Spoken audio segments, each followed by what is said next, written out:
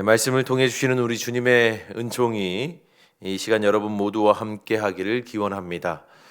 오늘 우리가 함께 읽은 본문 말씀에는 욥의 세 친구들 가운데 한 사람인 소발의 두 번째 언설이 실려 있습니다. 본문에는 이 내용이 다소 길게 기록되어 있지만 오늘 그가 하는 말의 주된 요지는 이거 하나죠. 악인은 하나님의 진노를 산다. 바로 이 사실을 전하기 위해 소발은 온갖 비유적 언어를 동원해서 악인의 운명에 대해서 이와 같이 묘사하고 있는데요. 여기에서 그가 하는 말들이 참으로 예리합니다. 가령 본문 첫 구절인 12절 말씀에서 소발은 악인들은 악을 달게 여겨 혀 밑에 감춘다라고 말하면서 악인들의 은밀한 욕망을 들춰내는가 하면 19절 말씀에서는 악인들은 가난한 자를 학대하고 자기가 세우지 않은 집을 빼앗는다라고 말하면서 무정하고 또 무자비한 그들의 행태를 고발하기도 합니다. 여러분 어떻습니까? 이런 말들은 전혀 틀림이 없죠. 바로 그와 같이 행하는 이들을 두고 우리는 악하다 하지 않을 수가 없습니다. 악한 욕망을 마음에 은밀히 숨긴 자, 가난한 자들을 학대하며 착취하는 자들을 우리는 악인이라 부릅니다. 이사야 선지자의 선언처럼 주님께서는 이런 일들을 행하는 악인에게는 평강이 없을 것이다 라고 말씀하시죠. 평강 대신에 그들에게 기다리는 것은 공의로우신 주님의 심판일 것입니다. 이는 오늘 소발의 말뿐 아니라 성경 전편에서 우리가 마주할 수 있는 진리라고 말할 수 있겠습니다. 자, 그런데 여러분, 우리가 오늘 본문 속 소발의 말에서 눈여겨봐야 할 것은 단지 악인이 하나님의 진노를 살 거라는 그 메시지 자체가 아닙니다. 그 무엇보다 우리는 소발의 그 말이 과연 누구를 겨냥하고 있는지를 생각해야 합니다. 자, 여러분 생각해 보십시오. 누구이겠습니까? 소발이 그렇게 고발하는 악인은 과연 누구입니까? 바로 그의 친구 고난당하는 욥이지요. 소발은 욥이 겪고 있는 그 재난 같은 일들을 곧 악인을 향한 하나님의 진노라고 심판이라고 그렇게 여기고 있습니다. 그런데 여러분, 소발의 이 생각은 한마디로 번지수를 한참이나 잘못 찾은 겁니다. 여러분, 욥은 어떤 사람입니까?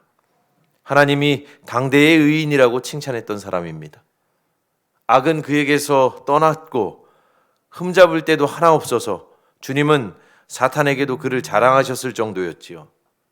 그러한 욥을 잘 알지도 못하면서 하나님만큼 샅샅이 알지도 못하면서 소발은 그를 겨냥하여 악인이라고 단정하며 정죄하고 있는 것입니다.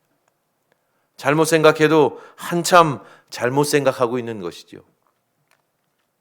그렇다면 여러분, 이러한 그의 오해는 무엇 때문입니까? 무엇이 문제입니까? 소발은 왜 그렇게 욥을 오해하고 있습니까? 오늘 말씀을 묵상하면서 퍼뜩 그런 생각이 들었어요. 소발을 비롯해서 욥의 친구들 모두가 그저 지금 눈앞의 결과만을 보고 있다는 겁니다. 욥이 현재 겪고 있는 그 고난이라는 결과에만 아주 근시안적인 눈으로 주목하고 있는 것이죠. 그래서 그를 당장의 죄인 취급하는 겁니다.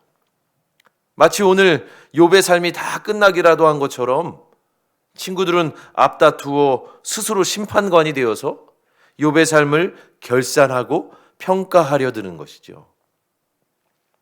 그런데 여러분, 우리 또한 이들 욥의 친구들처럼 그와 똑같은 우를 범할 때가 있지 않습니까? 잘 알지도 못하면서 우리는 결과만을 놓고 판단할 때가 참 많습니다. 지금 눈앞에 보이는 현실만 가지고 평가할 때가 아주 빈번합니다.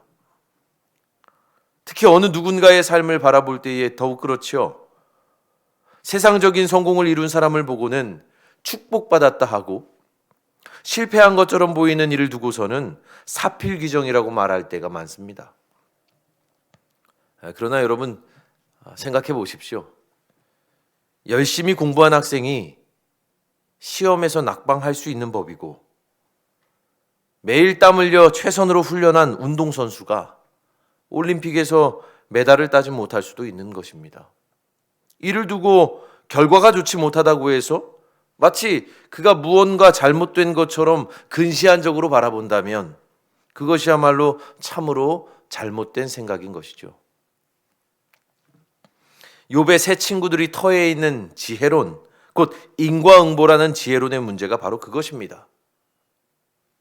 결과를 놓고 원인을 해석하려 든다는 거죠. 지금 눈에 보이는 현실을 두고 원인을 따지려 드는 겁니다. 그러한 논리에는 어떠한 여지가 없습니다. 결과가 안 좋은 거 보니 원인도 안 좋다는 거죠. 앞서 말씀드렸듯이 낙방한 거 보니까 너 공부 열심히 안 했구나. 메달 못 딴 거 보니까 훈련 열심히 안 했구나 말하는 겁니다. 그러나 여러분 생각해 보십시오.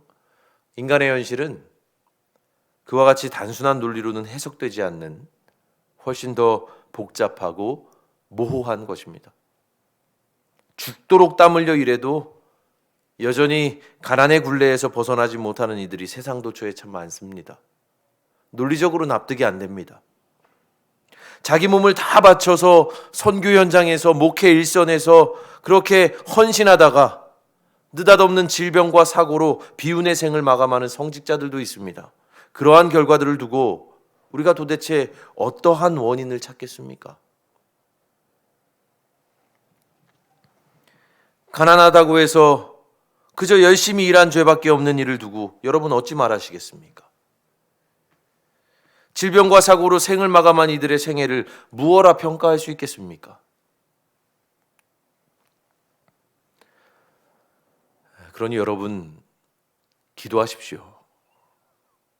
우리의 근시안적인 눈을, 이 좁디 좁은 영적 시야를 주님 좀 넓혀달라고, 확장시켜달라고 여러분 이 아침에 그렇게 기도하시면 좋겠어요. 그래서 우리 모두가 지금 눈앞에 보이는 누군가의 비운한 현실에 골몰하여서 그릇되게 사고하고 경솔하게 말하지 않았으면 좋겠습니다. 그와 같은 근시안적인 생각들 저 너머에서 정말 우리가 측량할 수 없는 방식으로 온 우주를 운행하시고 또 인간의 생을 다스리시는 주님의 일에 잠잠히 여러분 주목할 수 있도록 이렇게 구하십시오. 주님, 근시안적인 눈이 아니라 넓고 깊은 영적인 시야를 저에게 좀 허락해 주십시오. 우리가 이와 같이 기도할 때 주님께서 바로 그와 같이 넓고 깊은 영적인 눈을 우리에게 허락해 주셔서 저 너머에서 일하시는 주님을 고대하고 그 주님의 일 앞에서 겸손하게 될 줄로 믿습니다. 오늘 이 아침에 이러한 기도 제목을 두고 함께 기도의 자리에 서서 주님께 간구하는 우리 모두가 되기를 축원합니다.